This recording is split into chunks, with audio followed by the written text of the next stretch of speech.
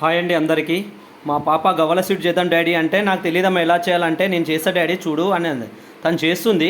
ఎలా చేస్తుందని చూశాను నేను. బాగానే చేస్తుంది అన్నీ. ఇక పోయి స్టవ్ వెలిగి డాడీ ఆయిల్ అంటే నాకు చాలా భయం అంటే నేను ఆ స్టవ్ వెలిగించాను. అవన్నీ లేస్తూ వేపుతున్నాను. తను కూడా వేపింది కొంచెంసేపు. పక్కన పాకం పెట్టి డాడీ అన్నది. పాకం పెట్టాను. తను వేపుతుంది.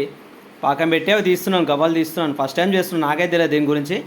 నేను టీవీలో చూశాను డాడీ, నేను షార్ట్ వీడియోలో చూసాను ఎలా చేస్తా నాకు తెలుసు నేను చేస్తా అంటే, సరే సరే అని వాళ్ళ మమ్మీ ఊరెళ్ళింది కదా స్వీట్ ఏదైనా చేసుకున్నాను డాడీ అంటే, సరే అని కాదని లెక్క చేద్దామని చెప్పాను. చూడండి ఎలా ఉన్నాయి గవ్వలు. పాకం పెట్టి పాకంలో వేసాను. కొంతసేపు అయినాక పాప తీస్తుంది.